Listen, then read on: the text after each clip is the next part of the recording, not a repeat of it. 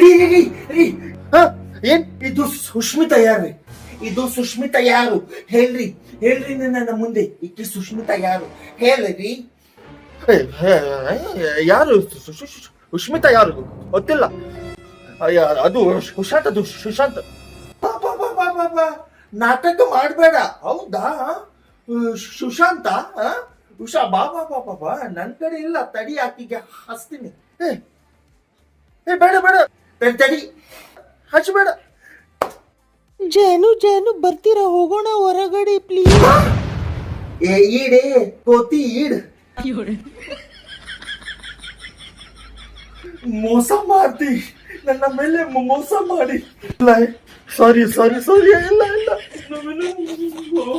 ಮೋಸ ಮಾಡಿ. ನಿನ್ಗಿದು ಬೇಕಿತ ಮಗನ ಶಿವನೇ.